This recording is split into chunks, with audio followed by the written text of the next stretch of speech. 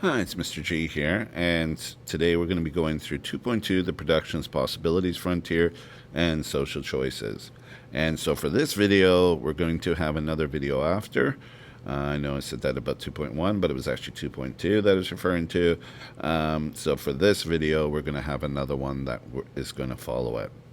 And so we're going to be looking at the Production's Possibilities Frontier. So if you see the Ppf, that's what it refers to, Production's Possibility Frontier.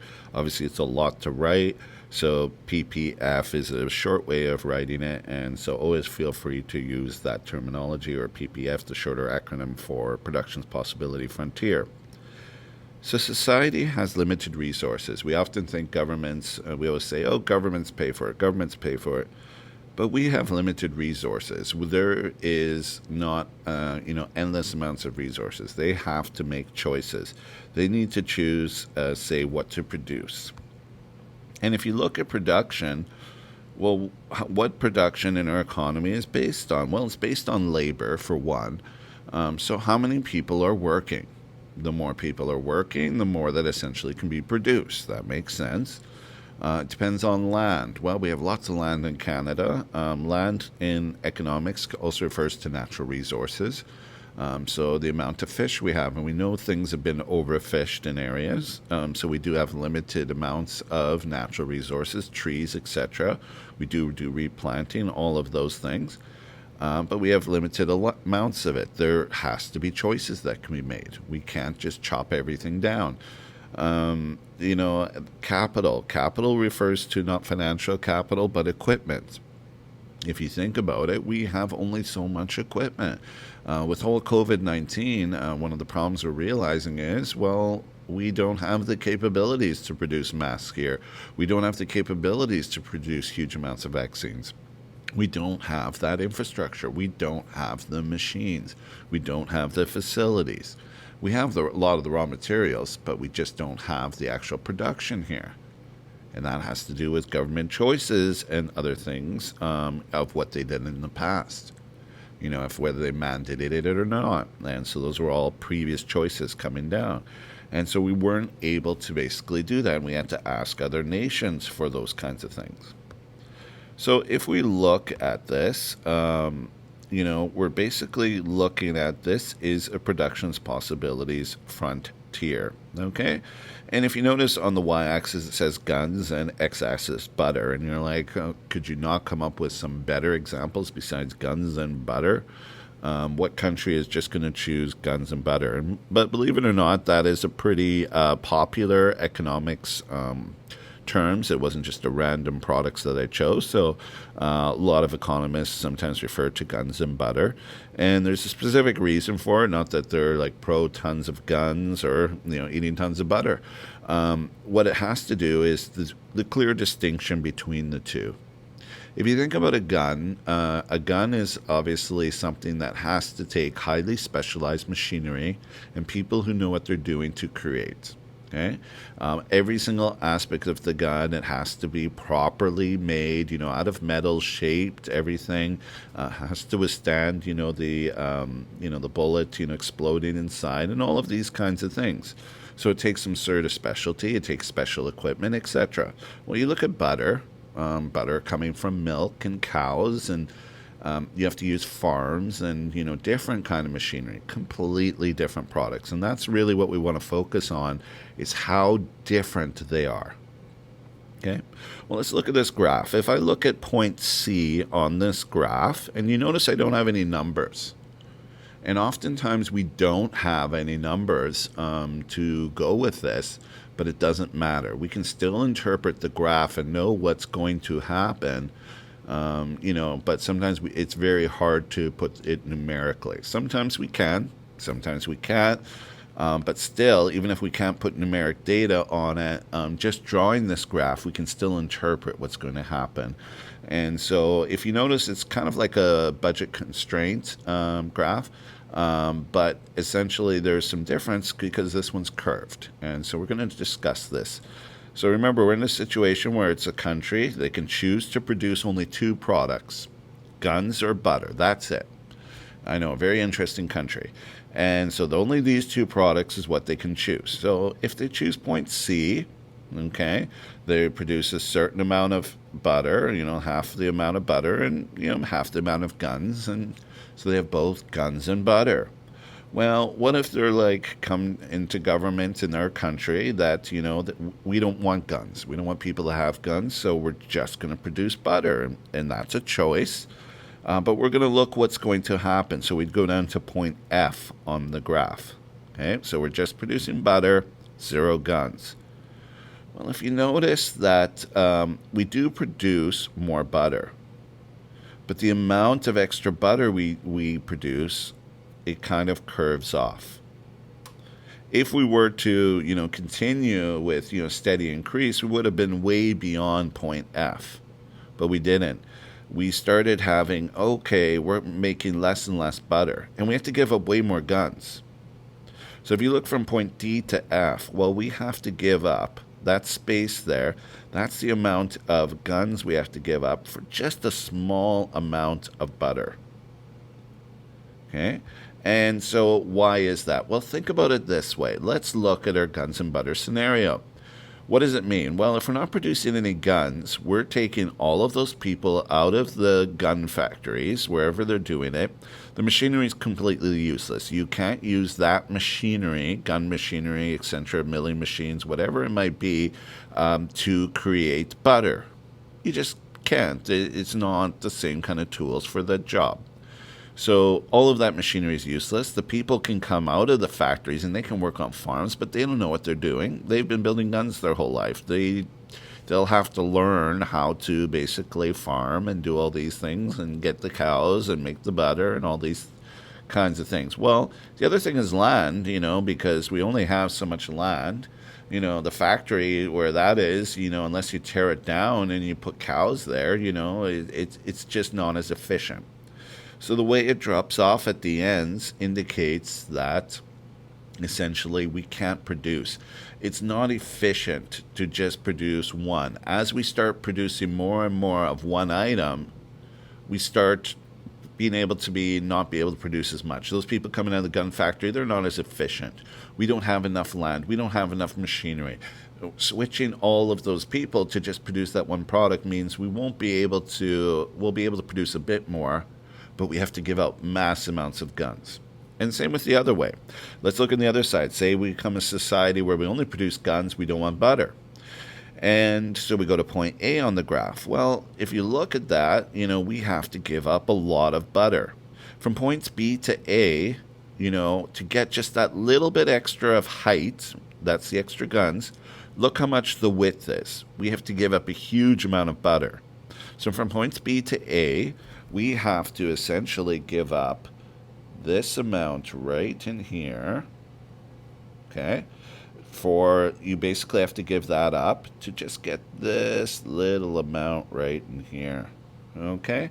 Not really a huge amount of extra guns for the butter. And you can imagine all the farmers in the gun factory, what are they going to do? They don't know how to use the machinery. They can kind of help, and production maybe would go up a little bit, but it still wouldn't be the same.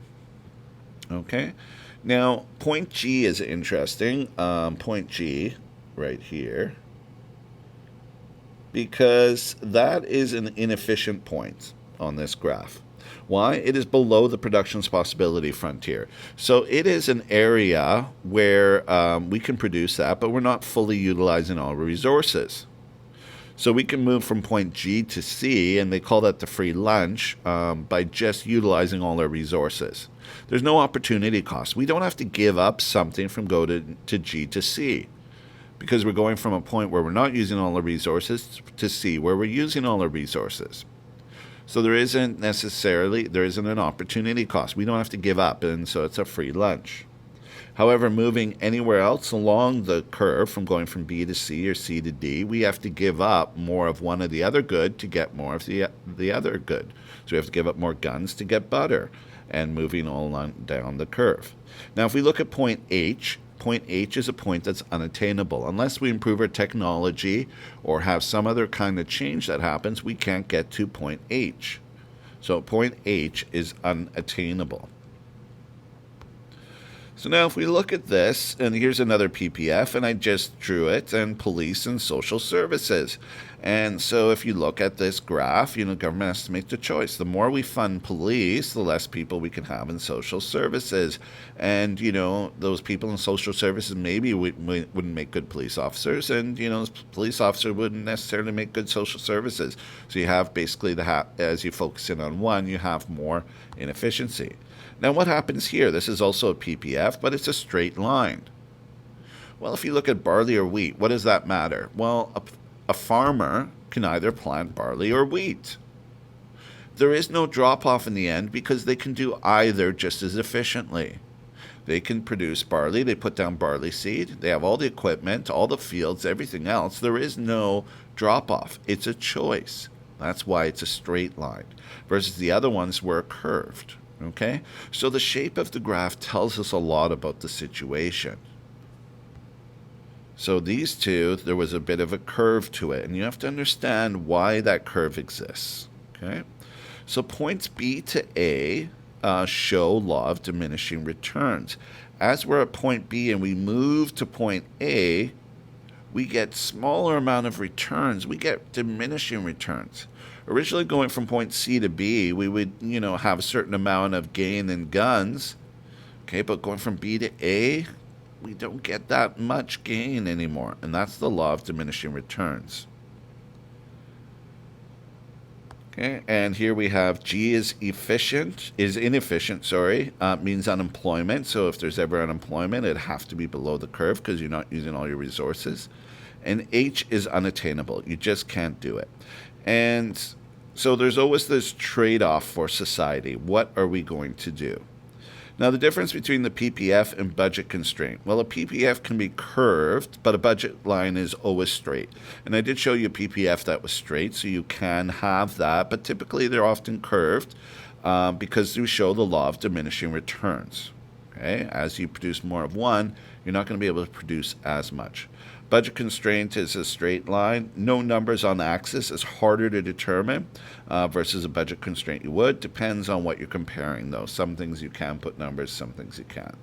So there's this overall trade-off, for society. Okay. So if we look at some of this, actually I'll look into over here, increasing the Ppf frontier. So now we have here two examples. The first one, and I didn't even put what it's for. It doesn't really matter. It could be guns and butter again. Increasing the Ppf frontier, you can see that, there was the first line, and then the arrows point to the outer line. And so what happened here?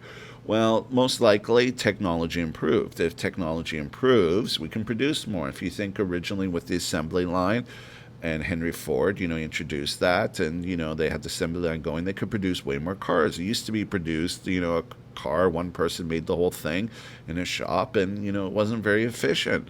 But he created the assembly line, specialization of labor, and because of that, they were able to produce more.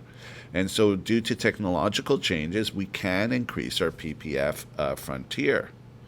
If we look at the second one, you can see that only one of the products maybe had a technological increase. The other one stayed the same. So the Ppf can kind of go out on one side, but stay the same on the other because maybe only one product was affected by the technological change. The other one remained the same. So you can have those kinds of situations. Example, changes to labor. So labor could change, more labor in the field, or, unemployment, etc. Okay. So let's go now back, and we've covered all of this, and we're going to cover two more terms. Okay. We're going to go through allocative efficiency and productive efficiency. So first of all, let's stay with productive efficiency. Productive efficiency is given inputs and technology stay the same, production cannot increase. Only trade-offs exist. Along the curve is productively efficient trade-offs. Below the curve is productively inefficient. So if we go back to our graph right here, anywhere along that curve is productively efficient. It's just a trade-off. Whether we produce an A, B, C, D, or F, that's a choice. But productively, we're being efficient. We're just we're producing on the production's possibility frontier. Okay. If we produced at point G, we are being productively inefficient. We are producing below the line. Okay, so that's the being productively efficient. The next term that we're doing is allocative efficiency. This is a particular mix valued by society.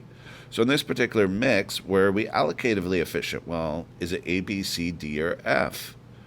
Well, that's an answer, and that becomes a little bit harder to say because it's a matter of what society values. If we're in a society that values like, no, we only want dairy products, and we're a peaceful society, we want no guns, maybe they would value point F, a zero gun kind of policy. But in some other societies, maybe it'd be like, no, we feel like everyone should be armed with guns, and so in that particular case, maybe they would choose, but we don't want the fat content for butter, and we'll choose point A. It comes down to a societal choice. So a particular mix valued by society is where you're allocatively efficient. So suppliers, provide quantity consumers demand. Okay, so this is one of the ways that in our economy we figure it out. So say coffees. Coffee shop is Starbucks is offering coffees. Well, maybe they're serving 1 million coffees, but people only want, say, 500,000 coffees. Well, then they're going to cut down. They're not going to keep producing 1 million coffees. They're going to start cutting down to 500,000 coffees because they're like, we have so much that's not sold. What happens if they're only producing 200,000 coffees and they want 500,000 coffees? And in that particular case, well, they're going to start producing more coffees. And so if you look at it, that's how supply and demand works. And we'll go through that in a later chapter. But essentially, allocative efficiency is often determined by, people choosing through supply or through their demand, and suppliers choosing how much to supply, where we're allocatively efficient. But this can also be a controversial question. Governments choose, but there's always a trade-off. If you give more money to education, well, there's maybe less money to the military or police or to whatever the system might be, wherever you are. So it can be a controversial question, and people believe different things. And so governments have to just make a choice. You're still productively efficient. You can still be producing on the line, but it's a trade-off. And so allocative efficiency this is what society wants, so that's why you're producing there. Okay, and so remember there is another section to this. I wanted to break it apart a bit. So this was 2.1, and remember there's another video that I'll be going over next. All right, all the best. See you at the next video.